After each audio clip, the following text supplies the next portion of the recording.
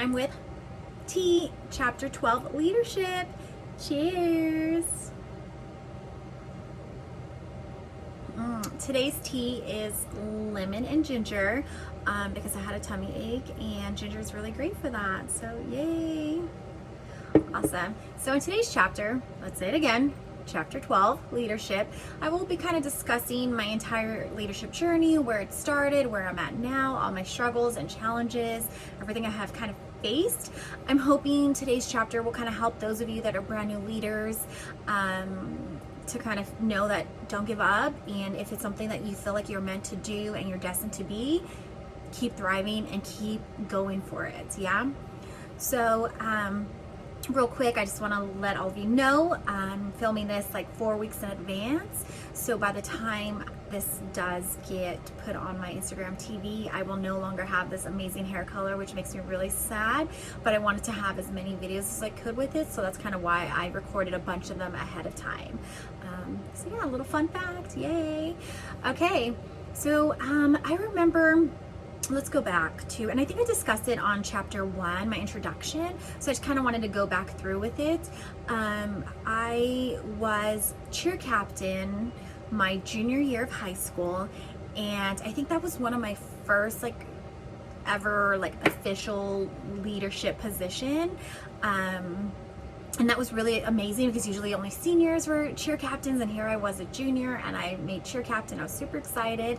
And then my senior year in folklorical, I actually was dance captain my senior year for that as well. So that was kind of my history from before actual working. And then my first job was Wendy's when I was in high school. I think I was 16, 17 years old. I did that, and then I started working at Carl's Jr.'s there. I was at Carl's Jr.'s for over 2 years. I remember my manager wanted me to be I think it was a shift leader or something. I think that's what it was called. Wanted me to be a shift leader so bad, but I was still so young, and he I remember telling me I want you to do this, I want you to do this, and I was like, okay, I didn't think I was ready, but sure. I never did. I then started working at Mervyn's. Yay, Mervyn's, for those of you that remember. I did that while I was going to beauty school, and I remember same thing, my managers there at Mervyn's were like, we want you to become a shift leader, or we want you to become a leader. I think there was different departments, so they wanted me to become a leader for the women's department. But obviously I was going to beauty school and I was so busy, so I would work from 5 a.m. till 2, go home, rest, nap, and then go to beauty school from 5 to 10, I think it was, or 5 to 9, or whatever the hours were in beauty school. And I would do this 5 days a week. And so they kept telling me, once you're done with beauty school, we really want to make you a shift leader for the women's department. And I was like, okay, cool, that's pretty amazing. Now 2 companies want me to become a leader. I was super young. And then I got my first, so then I applied for Club Libby Lou in Fresno. I had been to Club Libby Lou in downtown Disney, and I was obsessed with that store, and when I heard that it was coming to Fresno, I was so excited. So I interviewed for it, and I actually got a leadership position, my first leadership position. At the time, I was 19. I was the first person hired for the store. The store wasn't even open. So exciting. This is why Club Libby Lou, oh my God, try to say that 7 times fast. I can't even do it once. But that's why that store is by far my most favorite company I've ever worked for, my most favorite place I've ever worked for. I cherish my memories there so much, because we literally built it from the ground up. And I remember bringing fixtures in and training everyone, and there we did hairstyles. In here I had I was still in beauty school. I think it was close to graduate beauty school. It was so much fun. I think I only worked there though for 7 months, because at that time I was already graduating beauty school, and I was like, fuck, I should become a cosmetologist. I shouldn't be playing with little girls' hair as a career when I'm just about to finish school. So sadly, I actually quit Club. Oh my God, you guys! I actually quit Club Libby Lou to go to Disneyland. Crazy, but what are the odds? I had a hard time because, once again, I was 19 years old. This is my first leadership position. most of the girls we hired were still in high school. They were 17, 18 years old, 16, you know. I was the youngest one on our leadership team. So they gravitated to me. They wanted to be my friend. And me being young at 19, I wanted to be their friend too. So I befriended pretty much more than half my team. And at first it was fine, right? We would go party together. We would do all these things because we're only a few years away from each other. And then things started getting sour because here I am having to be a leader and telling them the do's and don'ts and the protocols and, you know, whatever the case may be. But yet these girls were young. They were so young. And, you know, this was their first job here. This is my fourth job at the age of 19. So I learned very quickly I cannot be friends with my coworkers. I just couldn't. I couldn't separate the two. They couldn't separate it. I learned the hard way. It was miserable. Long story short, I'm quitting. And so I ended up going to Disneyland instead of going on my last day. I think I put 2 weeks in and I ended up going to Disneyland, but how ironic. So that was my first leadership position. And then I became a hairdresser, graduated beauty school, became a hairdresser. I kind of was an assistant manager for the store manager. It wasn't like an official title or anything, but I pretty much did everything she did when she wasn't around. And then I applied for a retail store called Metro Park. I don't know if you remember that. That store sold like True Religions, Rock and Republics, Ed Hardy, Christian Audige. You know, when he first came out, we sold all kinds of expensive designer, like bougie clothing, but trendy. I hired in as a lead for Metro Park. My first time, you know, working with these clothings. I didn't even wear those type of clothings. I remember I became super stuck up. I judged everyone. That's how we were. And I know it sounds really horrible, but we judged everyone based off how they came into the store. Like, ooh, this person's already wearing True Religions. I'm gonna get that sale. It was ridiculous. Anyway, I loved Metro Park so much. I have still friends to this day who I worked with, and I learned a lot. I learned about myself. I was, you know, maturing at this point. Everything was great. I think I was already 20. I might have been 21 already. I think it must have been, because we used to party all the freaking time. Like literally we were celebrities in Fresno. It was crazy. People would hook us up.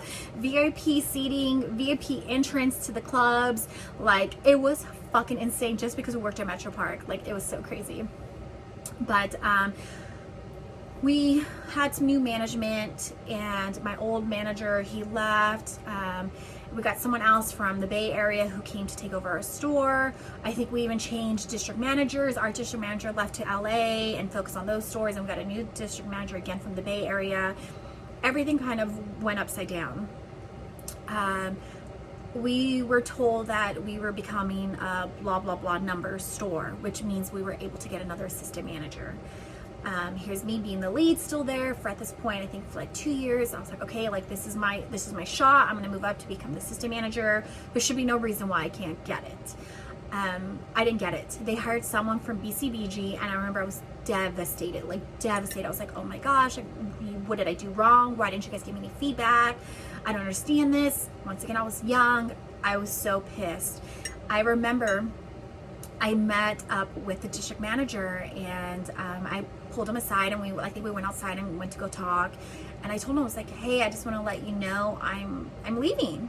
And he's like, well, what do you mean? I was like, you know, I'm actually really upset that I didn't get the assistant manager position. You know, I felt like I earned it. I deserved it. I worked hard for it, all these things. I should have been next in line, and yet you guys hire someone from an external company. I said, I'm going to move to Orange County and work for Disneyland. And he laughed in my face, fucking asshole. I remember he laughed in my face, and he was like, wait, are you serious? And I'm like, yeah, this has been my dream since I was 6. He laughed at me, and he was like, all right, well, he was super sassy. He's like, all right, well, good luck with that. We'll see how long that lasts. Yeah, straight up told me that. So I was auditioning for Disney at this point, couldn't get into anything, characters, parades, couldn't do any of that. And then I was like, okay, what's next? All right, I've worked in retail already, blah, blah, blah, however many years. Let me apply for merchandise. I was ready to move. I actually moved to Orange County without even working for Disneyland. Crazy. I transferred to Metro Park here in Santa Ana at the Main Place Mall. And then I rehired back into Club Libby Lou in downtown Disney. Thank God the district manager loved me. She didn't even care that I quit the one in Fresno. She rehired me in downtown Disney, so I worked those 2 jobs. And then when I already moved here, I was looking for a 3rd job because, you know, rent was super expensive. I worked at a store called Made at the Block in Orange, which is pretty much identical to Metro Park, just, you know, an independent owner store. So I worked those 3 jobs here. Still hadn't gotten hired at Disney yet. I wasn't a leader at Club Libby Lou, and I don't think I moved to Metro Park as a lead either. I think I got it after like a month, but I think I got it after like a month, but I'm not 100% sure. And then at Made, that store was ridiculous. I don't even want to get into that. There was like 1-person coverage all the time. People stole from us all the time. It was horrible. I hated that store. But anyway, Metro Park, I became a lead here in Orange County at the Santa Ana Main Place Mall location. It was super hard, rough. Our like sales were really high. I remember I sucked ass at selling anything here because it's a different clientele than it was in Fresno. Fresno was so easy to sell people anything. People just want to buy in Fresno, right? They just want to make it rain. Like, they love to shop. But Orange County wasn't like that. It was super like chill and relaxed, and like no one cared about True Religions or Rockin' Republics. So yeah, and then I finally got hired at Disney 2 months after already living here, 2 months after working all these 3 jobs. And then I got hired at Disney at World of Disney.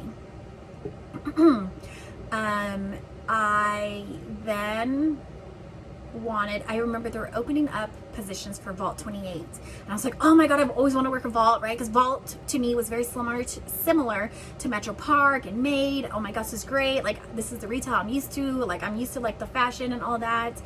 And so I went in for interview. There's 2 managers in front of me, and I'm interviewing for Vault 28.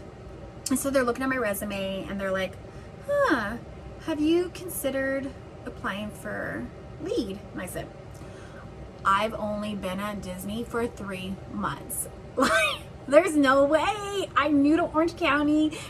Like, there's no way. And they're like, well, first of all, Vault 28 and Metro Park, there's a conflict of interest. So, you know, we can't give you that spot unless you were to leave Metro Park. And I was like, say what?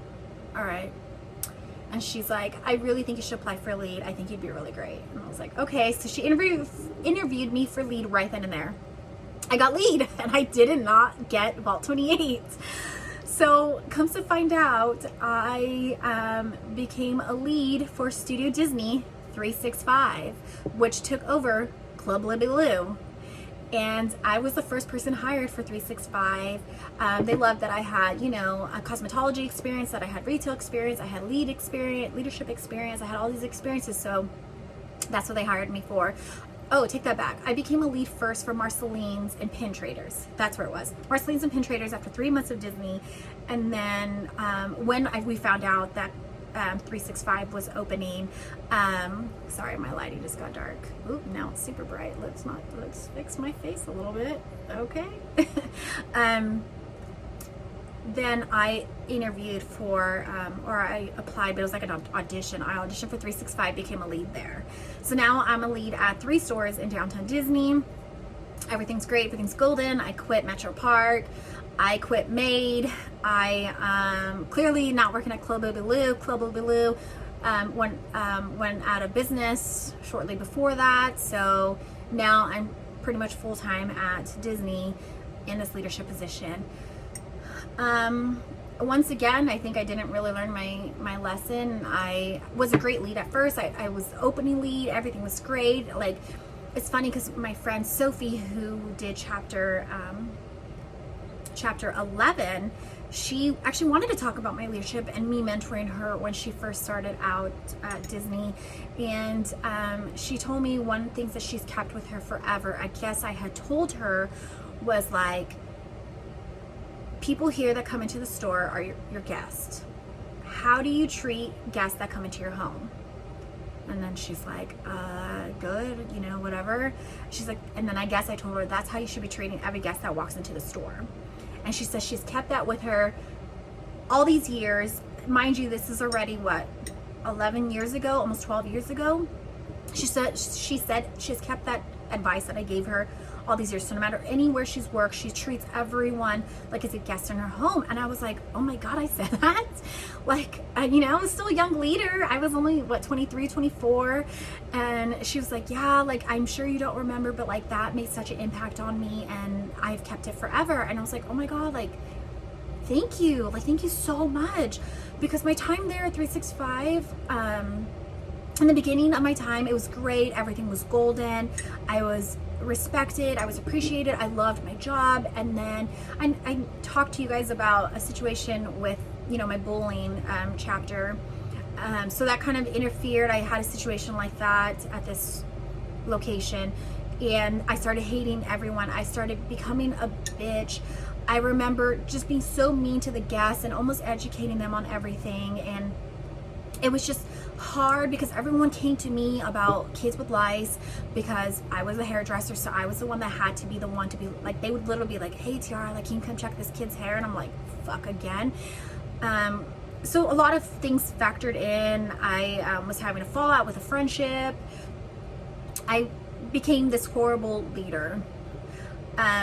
Okay, so now I'm transferring to a new department. I will not say where.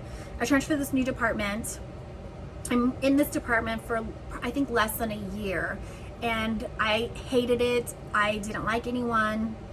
I didn't feel like I was being valued and used for, so I had my little transfer papers ready to go transfer to another department, and I took them to a manager, and I said, will you sign these transfer papers? And she looks at it, and she's like, have you thought about applying for lead? And I'm like, no, not in this department. Like, I don't see myself growing here. I don't see myself moving further than where I'm at in this department. And she's like, well, with all your experience, I think you would be really great as a lead. And I'm like, ugh.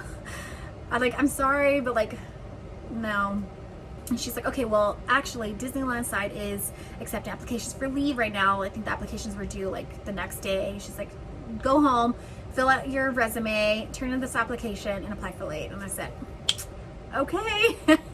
I didn't do it. I went home and I was like, nah, like, I already got my transfer papers. I'm ready to get the heck out of this department.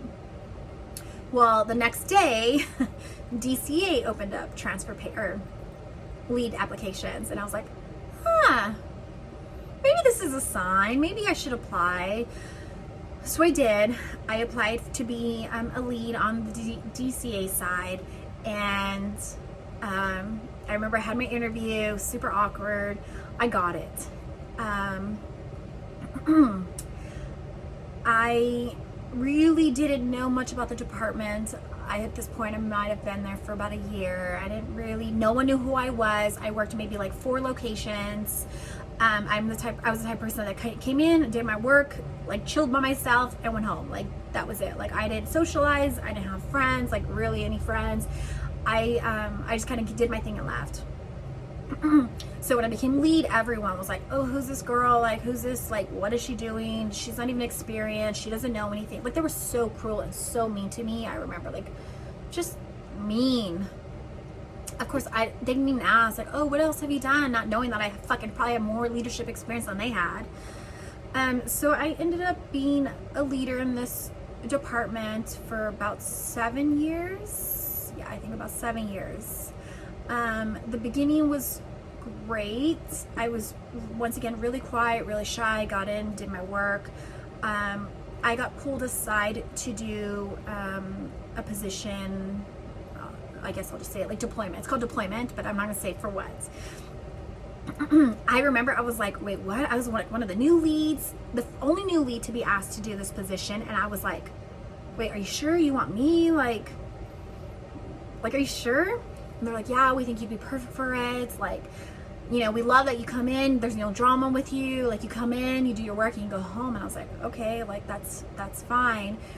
So I was literally one of the newest leads in this spot, and my mentors were amazing and strong leaders and men that everyone respected, and I was the only female. I was the only female in this spot.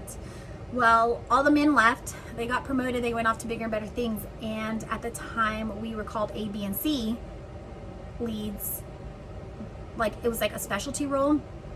I became a C right away after a few months, and then I soon became the A. So I skipped the B and went straight to the A. And at this point, I'm running this entire area, this desk, pretty much. I loved it. Once again, I like being in control. I was in control. That desk was my area. People knew, like, I'm going to be there 5 days a week. I worked my schedule. I planned my schedule. I did everything. I literally could pick anything I wanted.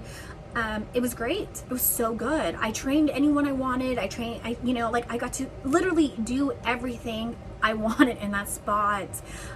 Because I was so well respected by my upper leaders that they just trusted me to do anything. And this is where I remember the most, where I really fucked up. And I tell people this all the time. I then moved on to another location and became the A for another place. So now people who are under me were going to take over my A spot. I didn't set this person up for success. Still to this day, I regret it. I remember just feeling horrible because, once again, it was me. I needed to train in order for it to get done right. I have to do it. I didn't delegate anything then. I didn't delegate tasks. I didn't delegate literally anything because I wanted it to be perfect, and I knew the only way for it to be perfect would be done by me because I'm a perfectionist. Well, I didn't set this person up for success, and he had to create his entire training from scratch because I didn't give him any of the tools, any of the resources, anything to set that place up. And I remember being like, oh my God, I'm an idiot. Like, I screwed this one up so bad. So that was one of my big, to me, failures in this spot. I then went on to this other area. I loved it. Everyone loved me there. Everything was great. The reason why I went to this location, because the managers in those areas were getting a lot of complaints from the people before. So they wanted me to come in and do what I do best and bulldoze the shit out of it. And that's what I did.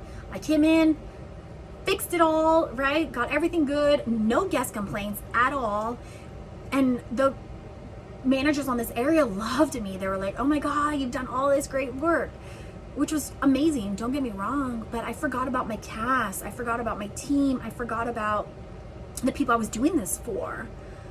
I was so focused on pleasing this other team and making sure I didn't get any guest complaints. Like, I forgot my purpose as a leader. I'm here to serve my team. I'm here a servant leader. I'm here to serve my cast. And I didn't. I was serving the guests, which, yes, we're supposed to do, but what about everything that led up to it? My cast were the ones that were pleasing the guests. My cast were the ones who were, making those magical moments, and I'm just here to support it. Well, I forgot about all that. My cast hated me, and they were so mean to me at this point. They lost all respect for me as their leader. It was bad. It was so bad, where I hated going to work. I would call out all the time. I didn't want to be there. I was drained. I felt like I had no support from my managers. Here, they brought me on into this area. Now I've been in this area for 2 years to change it. I did it. Now what?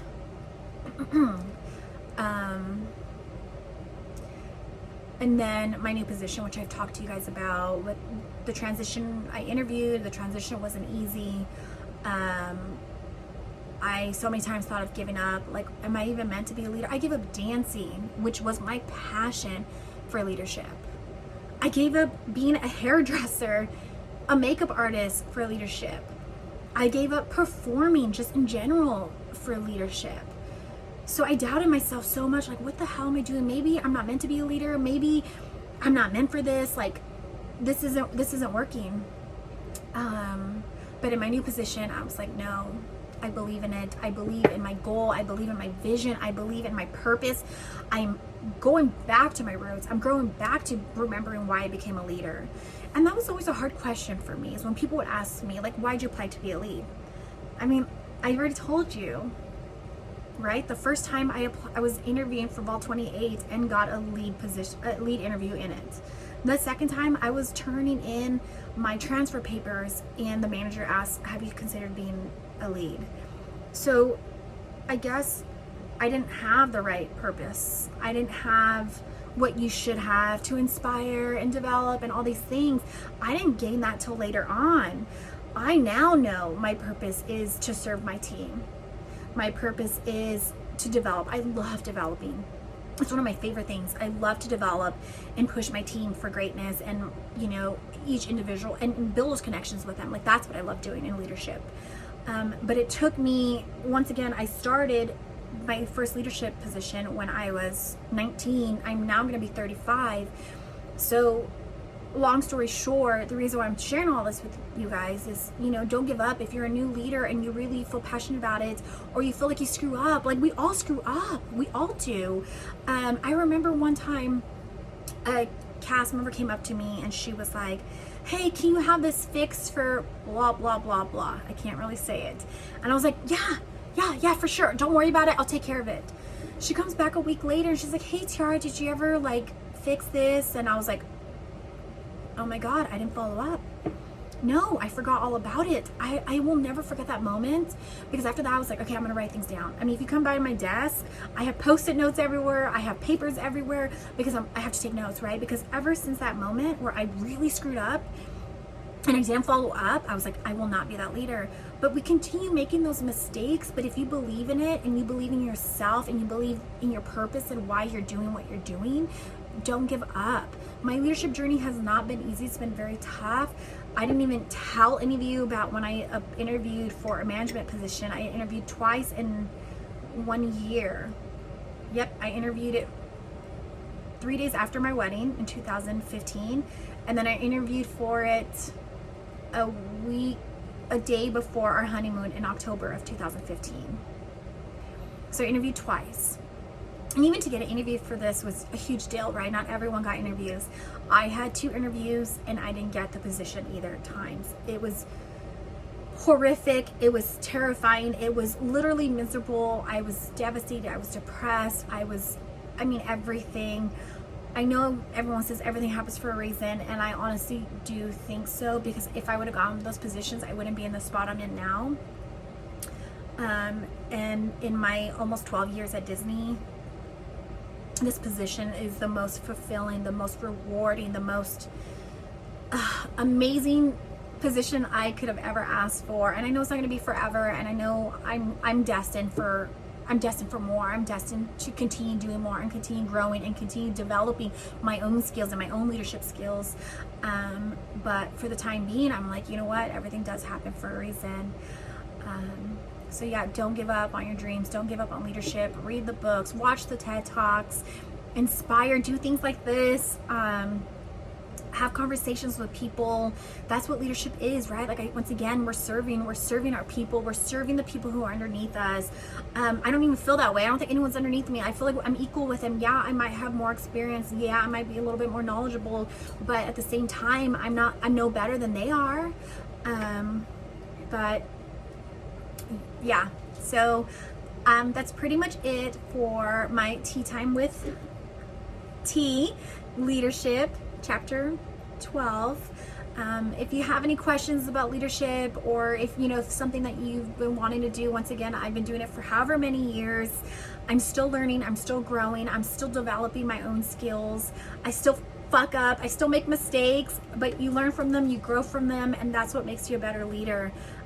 Have an empathetic heart. Cherish, your cast, your team, your peers, whoever it is. Don't take them for granted. I think that's huge. Appreciate them as individuals and not just as a whole, because right, we're all individuals. We're humans. We have our own personalities, and respect each person that way, and not just as a whole. But I think that's it. And yeah, the next video I will have a different hair color, which is gonna be crazy. But thank you once again for joining Tea Time with T.